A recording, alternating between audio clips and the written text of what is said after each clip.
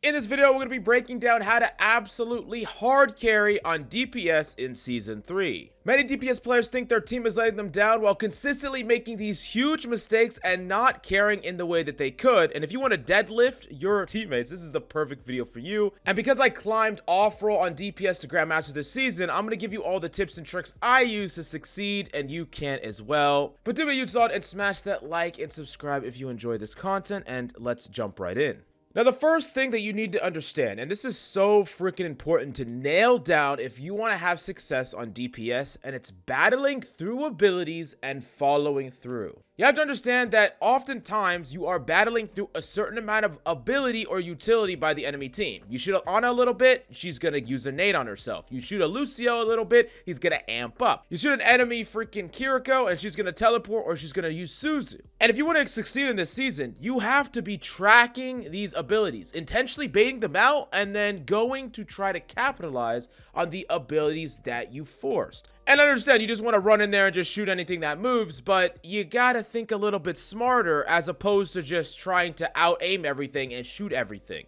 You gotta think of it like this. As you play your DPS character, you are battling through a certain amount of utility, and it's like a checklist. Oh, I shot this Kiriko. Oh, she teleported. Oh, I shot this Kiriko a little bit more. Oh, she used Suzu. Now for a small window of time, she's vulnerable. I can play aggressive. I can try to kill her. I can get confirmed impact on her, actually getting her off the battlefield, not just trash damage or poke. And I'm looking for these pieces of utility to be down so that I can go in and close it out. I see this way too many often VOD reviewing DPS players where they'll bait out utility, they'll bait out really powerful utility, and then they won't go and close it out. They won't capitalize. They'll transition to a different target. So they force teleport, force Suzu, then they move on to shooting at another DPS or another tank. And instead of confirming on the person that they baited all this stuff from, they're not doubling down on the impact they've already created. And that's what you need to be doing. Doubling down after you battle through these abilities. Now, the next thing that you need to do on DPS, and this is true for every single role, but it's super important on DPS,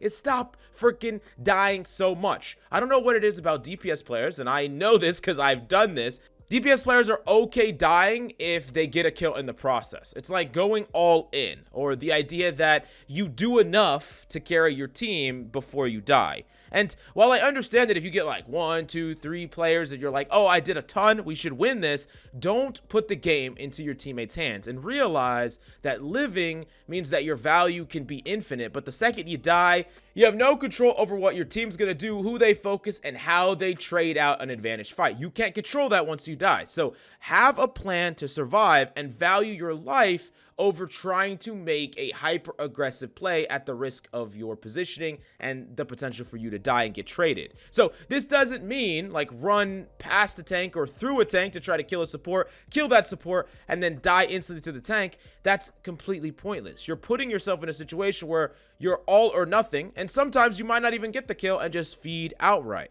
Another thing that DPS players love to do is they like to give up their position for increased damage. You'll see this oftentimes with like a Cassidy rolling out into the middle of the open because they want to get more shots off, only for them to instantly get dove and killed because they have no way to reposition at all. You gotta understand that it's better to do like 80% value for freaking 2 minutes straight and not die than it is to do 100% value for freaking 20 seconds and then just feed and die.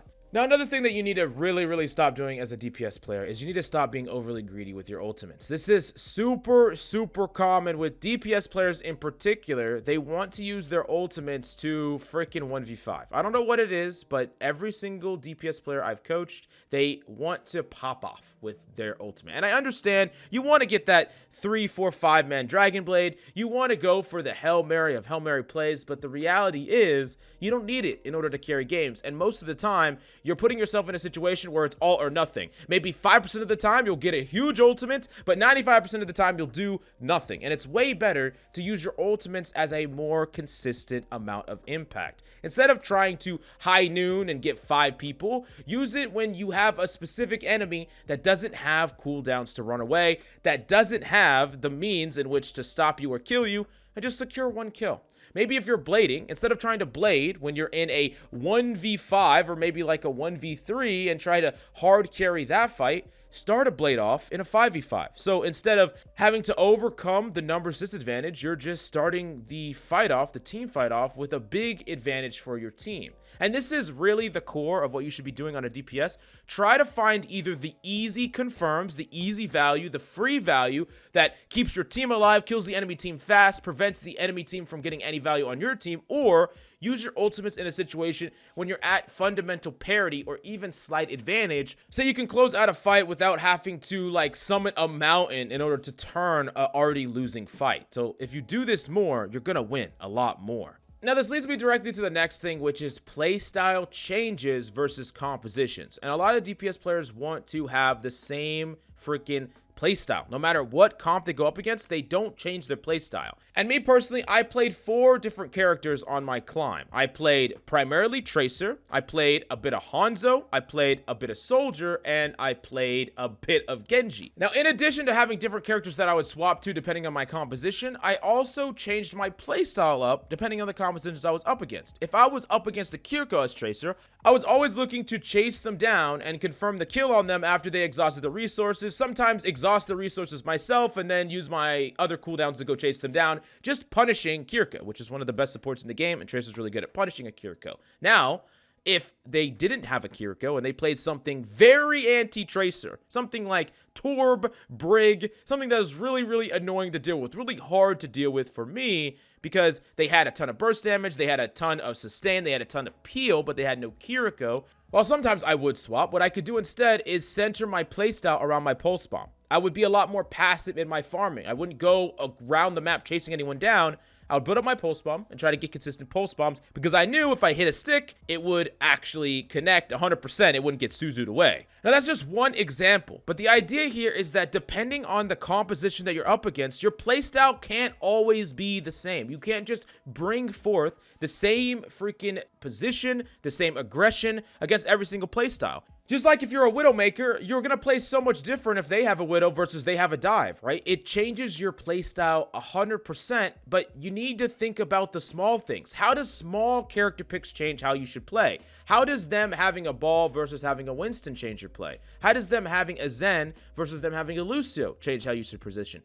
Every single thing can change how you play, who you could take advantage of, and what targets you should go after. So keep this in mind, and I want you to become much more of a thinkingsman DPS rather than someone that just wants to out mechanic and out aim and out shoot every single person you come across, because that's only going to take you so far. Now, one of the last things, and this is probably the most important thing of the entire video, if you really want to have success and carry as a DPS in Season 3, is you got to be patient. This is a really hard thing to learn, but it's so freaking important. Understand that you do not always have to be poking aggressively. A lot of times DPS players feel like time is their enemy. Like the time is ticking down. If I don't get a pick soon, if I don't make a crazy play right now, we're gonna lose the game. But just like that, DPS players often will do a ton of trash damage that doesn't lead into anything. They will feed and die way more than the other roles most of the time, and it's often from the idea that you have to always be active in the fight. You always want to be doing something. But when your team are dead, when your team are regrouping, when you're waiting for your tank to engage, you should not be actively fighting in the team fight. Now, it's okay to poke from safety. It's okay to poke in a way that won't get you punished. But you got to realize that if you're trying to make a play, if you're trying to dive the enemy supports, if you're trying to peek the enemy Widow, or whatever you're trying to do, it's going to be way more successful if you combine that with the pressure that's created from your team. And oftentimes you can't control when your tank decides to go in. You can't control when your team decides to push W, but you can control when you do it. You can wait for them. And if they don't push, you don't push. You wait. You're patient. You're passive. And either a pick is created or pressure is pushed by your team, and then you can go in. The idea is to use your team to help your own plays. And while you might say that, hey, my team never pushes in, or if I don't do anything, then we're going to lose, but that's really a self-fulfilling prophecy, because most of the time, and I know this from coaching players of every rank on DPS, you become the reason why your teammates aren't winning these fights, because you're trying to force something when it doesn't need to happen, and you're dying and feeding a lot before the opportunity presented itself, which it would have if you were just a bit more patient. But these are the 5 things that you need to incorporate in your gameplay if you want to absolutely dominate and deadlift on DPS this season. But do me a huge solid and smash that like and subscribe if you enjoy the content, and follow me on stream and ask me a question about how to dominate on your specific DPS of choice. But yeah, thank you, and I'll see you next time.